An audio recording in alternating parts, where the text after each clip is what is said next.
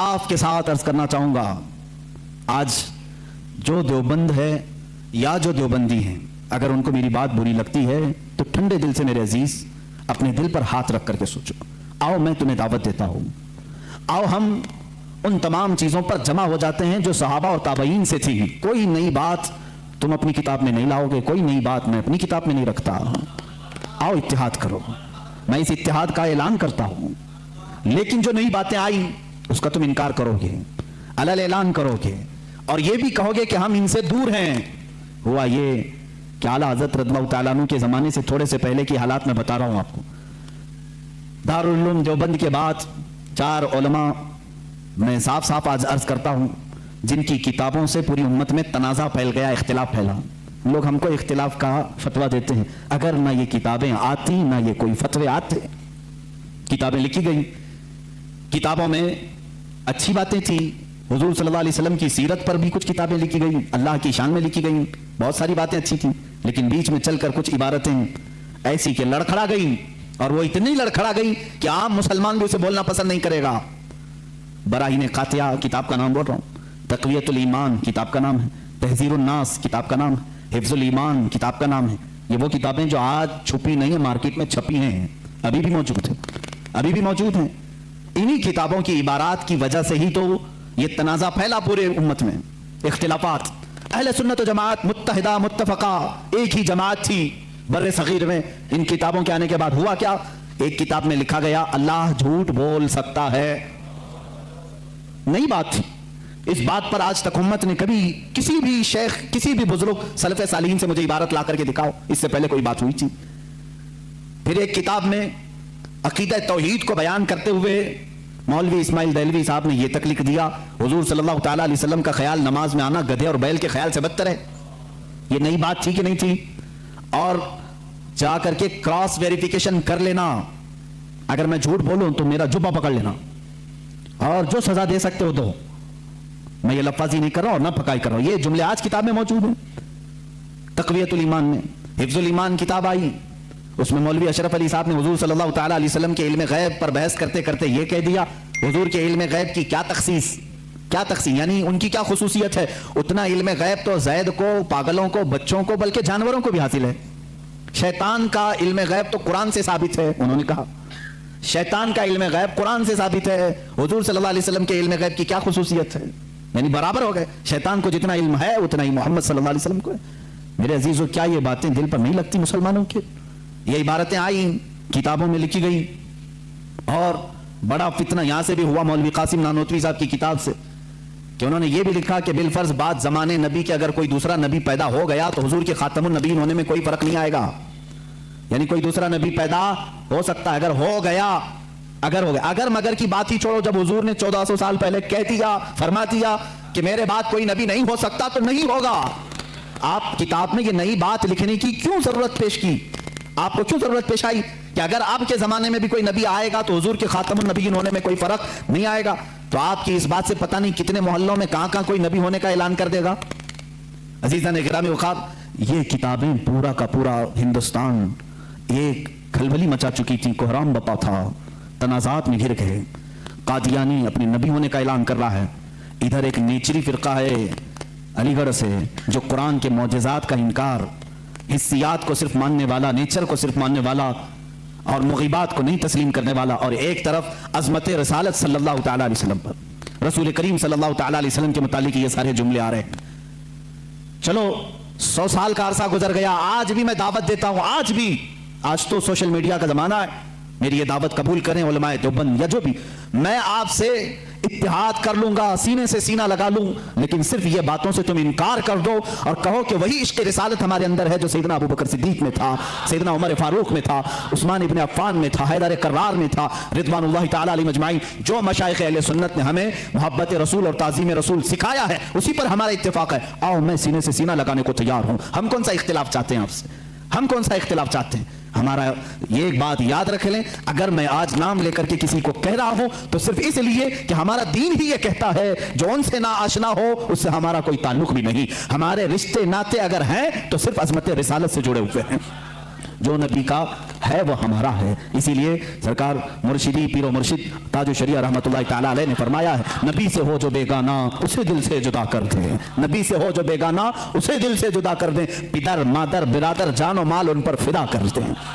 इसी वक्त ईमान को पहुंचोगे, उसी वक्त ईमान को पहुंचोगे।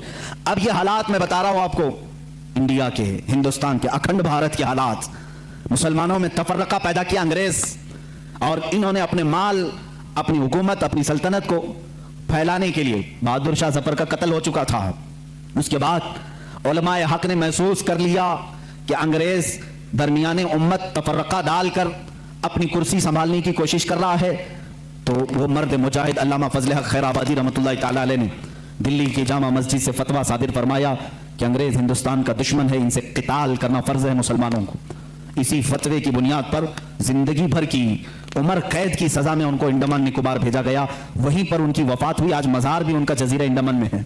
मौलाना किफायत अली काफी रहमतुल्लाह ताला अलैह, जो 1857 की ये जो गदर है, इसके बाद के उलमाए अहले सुन्नत की बात मैं कर रहा हूँ, इन्होंने महसूस कर लिया उसी जमाने में कि अंग्रेज ने फिरका पैदा कर दिया है, कुछ उलमा उसकी बोली बोल रहे हैं।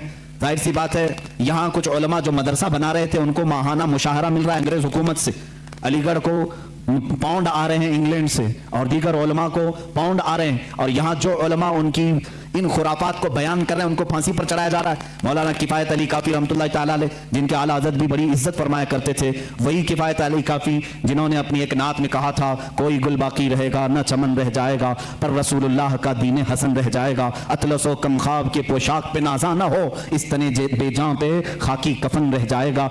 ये जो नात उन्होंने लिखी थी उस वक्त जब आपको फांसी के फंदे पर चढ़ाया जा रहा था, ये मौलाना किफायत अली काफी। फिर मौलाना इनायत अहमद काकोरवी रहमतुल्लाह ताला अलैह, जिनको जेल की सलाखों के पीछे अंग्रेजों ने बंद किया, उस एक आलिम रब्बानी ने पत्थर की ठीकरी से दीवारों पर पूरी इल्मुस्सिगा किताब लिख दी थी, जो आज भी आलिम कोर्स की किताब में पढ़ाई जाती हैं। अजीज़ान गिरामी वक़ार, अगर अंग्रेज को उलमा से मोहब्बत थी और वो मदरसे की संगे बुनियाद में आ रहे थे, तो इन उलमा के साथ वो काला पानी की सजाएं और मौत और फांसी की सजाएं क्यों दे रहे थे? आप समझा करें, कुछ उलमा को वो शहीद कर रहे थे और कुछ उलमा को वो पैसों से पाल रहे थे।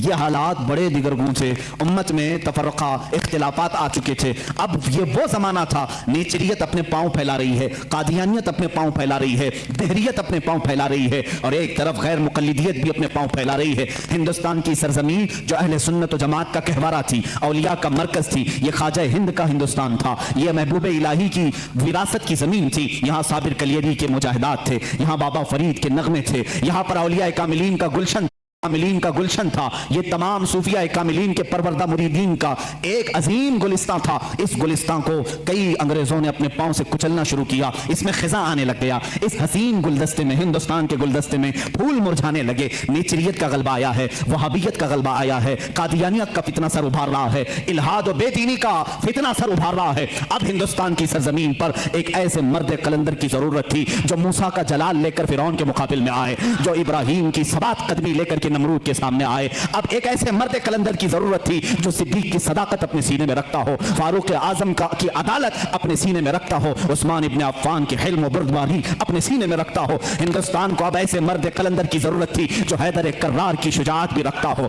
गौसे आजम का नायब हो, ख्वाजा हिंद का वारिस हो। अल्लाह रब्बुल इज्जत ने हिंदुस्तान के सुन्नी मुसलमानों पर वो एहसान अजीम फरमाया जब सूफिया के मरकज और औलिया कामिलीन की खानकाहें आवाज देने लगी, इलाहा अब हिंद का क्या होगा? यहाँ तो अब चादरें नहीं, अब गागरें नहीं, यहाँ औलिया की बारगाह में आने से रोका जा रहा है, वसीले को शिर्क, इस्तिमदाद को कुफ्र कहा जा रहा है, अज़मत रिसालत पर हमले हो रहे हैं, नमाज में रसूल के ख्याल आने को बुरा भला कहा जा रहा है, पीठ पीछे की खबर ना होने की हजूर के बारे में कही जा रही है। इलाहा अब कौन इस दीन का वारिस होगा, जानशीन होगा, मुहाफिज होगा, निगहबान होगा? आवाज आई गैब से। अल्लाह रब्बुल इज्जत ने पूरे हिंदुस्तान के इस साए पर एक ऐसी अजीम सल्तनत को बेदार फरमाया जिस सल्तनत का नाम हम यूं कहते हैं, मुल्क सुखन की शाही तुमको रजा मुसल्लम, मुल्क सुखन की शाही तुमको रजा मुसल्लम। जिस समत आ गए हो सिक्के बिठा दिए हैं, उस अजीम हस्ती को अल्लाह ताला ने जलवा फरमाया जिसको पूरी दुनिया सुन्नियत, आला हजरत, कंजुल करामत, जबलुल इस्तिकामत, दरियाए नेमत, आकाए रहमत,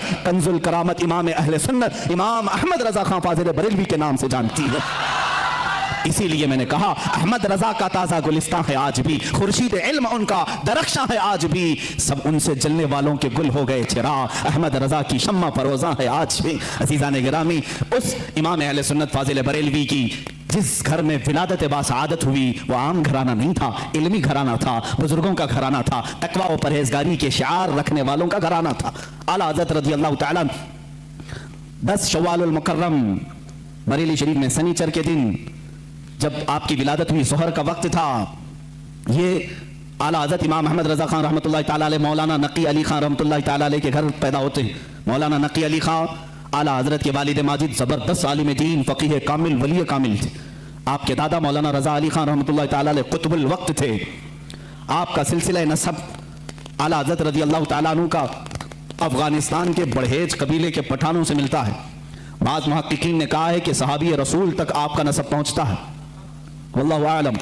आला हज़रत रज़ियल्लाहु तआला अन्हु जिस वक्त अपनी आंखें खोले हैं, बाप को मौलाना नकी अली खान की शक्ल में एक अजीम विलायत का सरताज देखे हैं, और परवरिश भी इस अंदाज में हुई अल्हम्दुलिल्लाह। जिनके घर इल्मी होते हैं, तकवा वाले होते हैं, वहाँ की हवाओं में भी इल्म होता है, वो चलते फिरते भी परहेजगार बनते हैं।